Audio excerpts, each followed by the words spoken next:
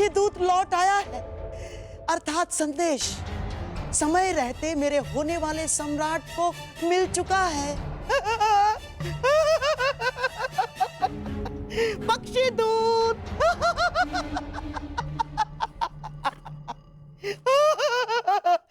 बस बस अब आशा है कि दुर्योधन सही निर्णय ले ले। प्रणाम मामाश्री। आओ आओ दुशासन। राधा दुर्योधन का कोई संदेश आया? संदेश? दुर्योधन जिस परिस्थिति में है दुशासन, उस परिस्थिति में संदेश महत्वपूर्ण नहीं।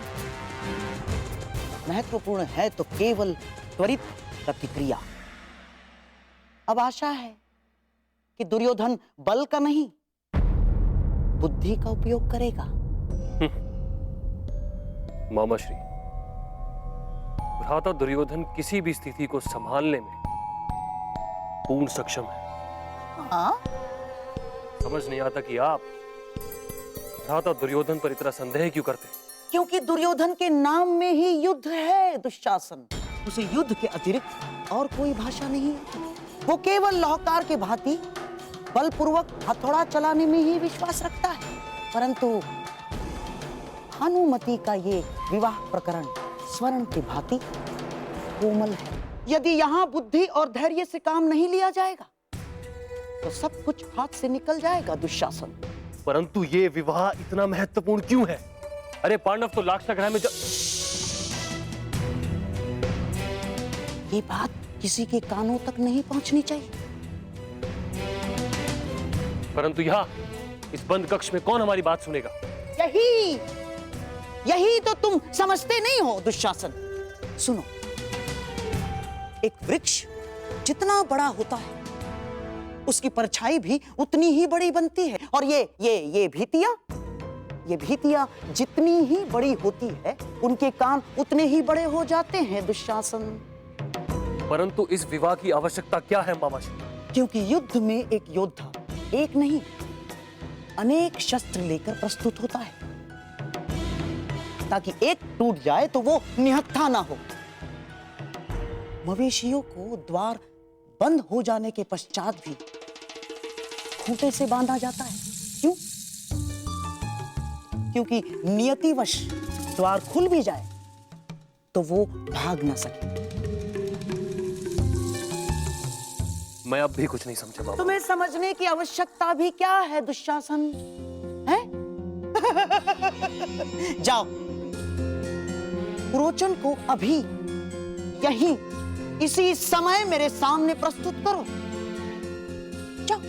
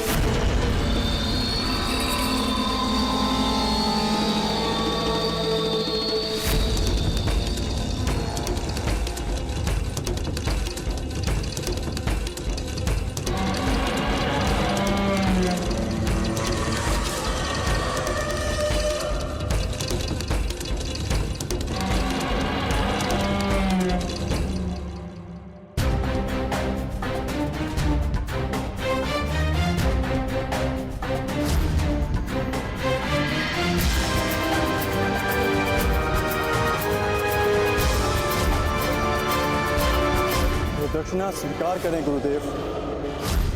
तुम्हारा अहंकार, उस पर विजय पाना शेष है जिसे मैं पाकर रहूंगा। आज मैं एक राजा का पिता हूं और तुम कुछ भी नहीं द्रौपद। इसलिए मैं भारद्वाज पुत्र द्रोण, हस्तिनापुर राजगुरु द्रोण, पांचाल का आधा राज्य द्रुपद को दान में देता हूं।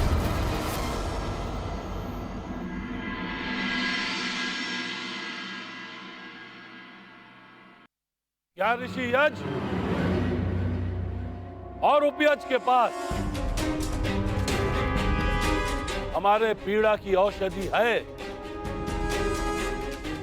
या हमें यहां से भी खाली हाथ जाना पड़ेगा?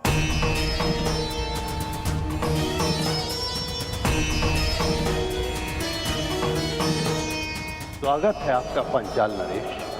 नहीं! नहीं! पांचाल नरेश नहीं!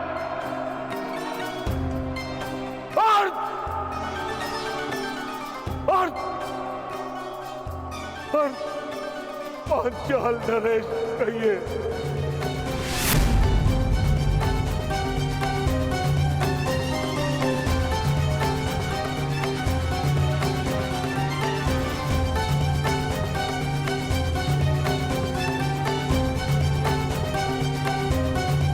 भ्राता यज को ज्ञात था कि तुम अवश्य आओगे द्रुपद। बोलो तुम्हें क्या चाहिए? मान की अग्नि ऐसी अग्नि है जो जल से नहीं, केवल अग्नि से बुझती है। प्रतिशोध की अग्नि से। प्रतिशोध चाहिए मुझे, प्रतिशोध। द्रोण का शव चाहिए मुझे, हस्तिनापुर का विनाश चाहिए मुझे, और उन्हीं बाणों से चाहिए जिन्होंने मेरे सम्मान को शत विशत किया है।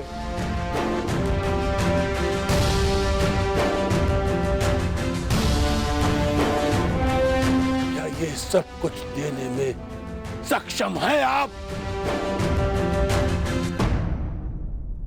याचक को उतना ही प्राप्त होता है जितने का वो अधिकारी होता है द्रुपद, और तुम इस प्रतिशोध के अधिकारी हो।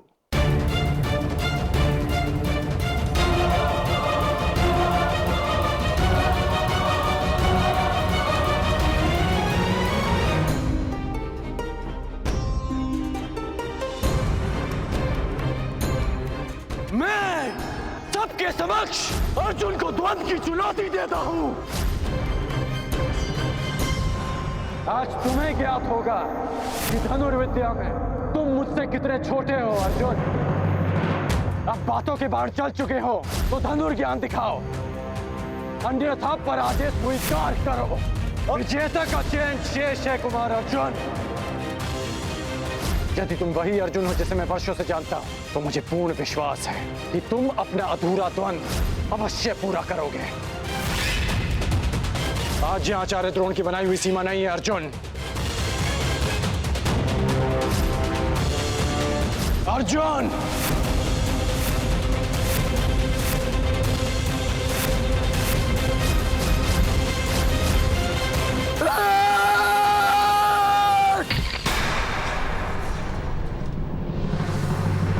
अर्जुन पुत्र, इतने व्यथित क्यों हो अर्जुन पुत्र? हूं मैं व्यथित, और तब तक रहूंगा जब तक कर्ण के साथ मेरा अधूरा द्वंद्व पूर्ण नहीं हो जाता, और जब तक उसके कवच को मैं अपने बाणों से भेद नहीं देता। इतना क्रोध ठीक नहीं है पुत्र। कर्ण से इतनी शत्रुता क्यों? क्योंकि वो सदा रुकावट बनकर मेरे मार्ग में आ जाता है। एक कारण बताइए, क्यों मैं उससे बैर ना रखूं? क्यों मैं उसके नाश के स्वप्न ना देखूं? क्यों मैं उसके हृदय को अपने बाणों से भेद ना दूं? क्यों मैं उसके प्राण ना ले लूं? तुम ऐसा नहीं कर सकते क्योंकि कर्ण तुम्हारा।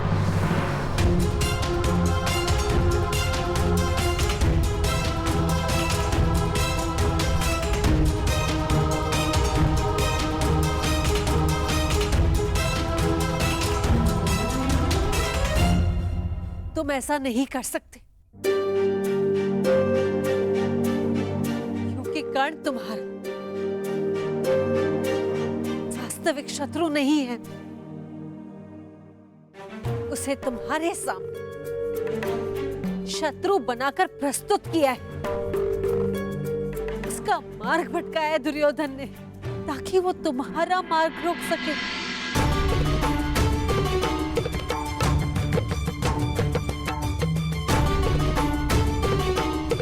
यही रंगभूमि में हो, भानुमति के स्वयंवर में भी यही हुआ। ईश्वर जाने कब तक दुर्योधन उसे अस्त्र बनाकर तुम पर प्रहार करवाता रहेगा। कब तक तुम कर्ण को दोषी समझते रहोगे। कब तक कर्ण दुर्योधन के कारण दुख सहता रहेगा।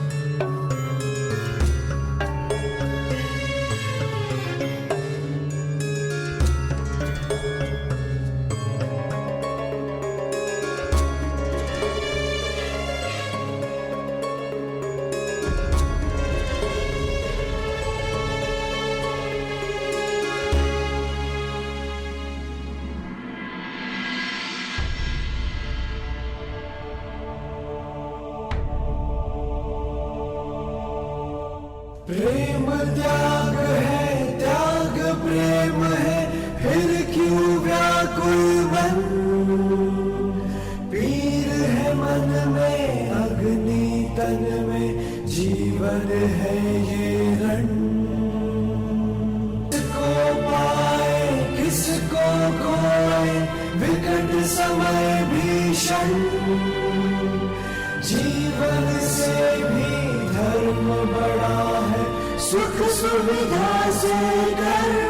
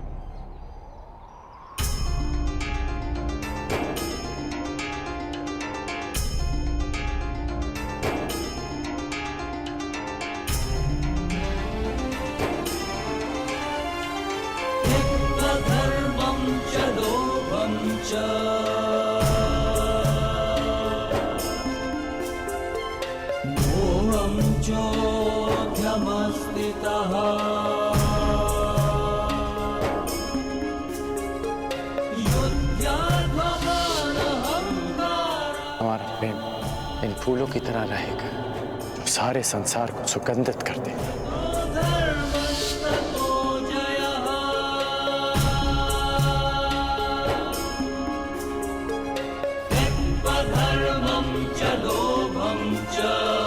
इन पुष्पों का एक गुण नहीं होगा हमारे प्रेम। वो क्या? ये हमारा प्रेम कभी मुरझाएगा नहीं।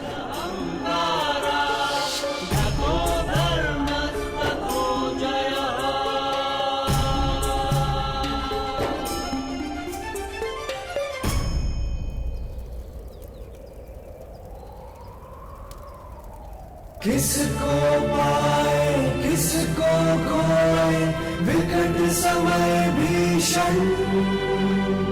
जीवन से भी धर्म बड़ा है, सुख सुविधा से डर चाहिए पुरोचन। प्रयास तो मेरा भी यही है महाराज, परंतु इतने कम समय में निर्माण संभव ही नहीं है। संभव है।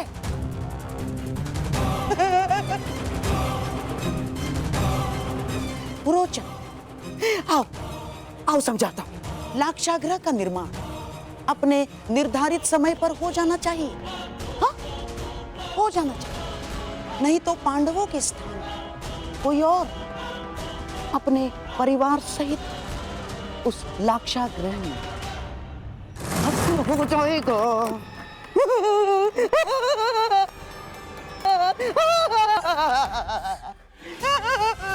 पुरोचन, लाक्षागृह का निर्माण हो जाएगा ना? जी गंधार नरेश। भाई भाई कभी कभी ऐसा काम कर देता है जो साहस भी नहीं कर सकता। जाओ पुरोचन, पुरस्कार तुम्हारी प्रतीक्षा कर रहा है। जाओ जाओ। लाक्षागृह तो बन जाएगा, परंतु आवश्यक ये है कि दुर्योधन का भानुमति के साथ विवाह बिना किसी विघ्न के संपन्न हो जाए।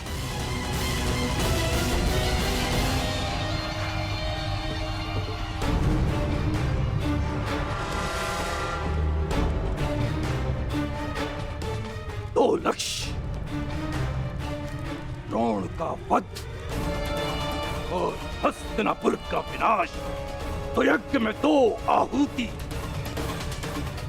2 संतान, 1 पुत्र द्रोण के वध के लिए, 1 पुत्री हस्तिनापुर के विनाश के लिए। तो फिर प्रतीक्षा कैसी? यज्ञ आरंभ कीजिए।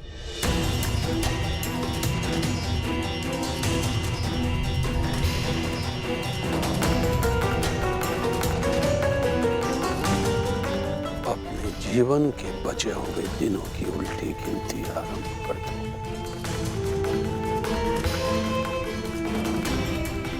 जब तक मैं अपनी इच्छा पूर्ण नहीं कर लेता, मैं इस यज्ञ से नहीं उठूंगा।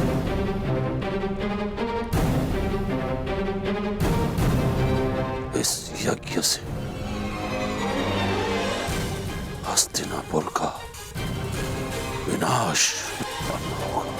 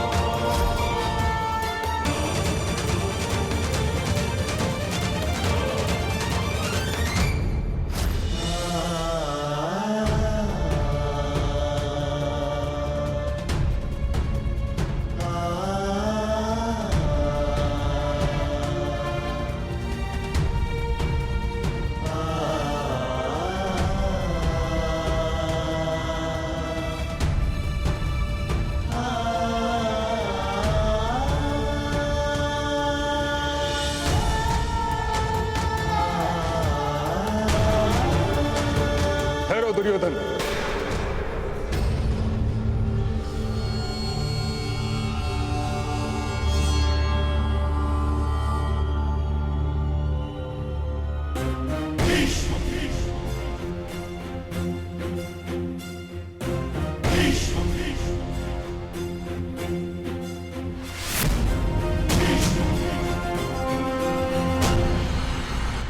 क्षत्रिय सत्यवान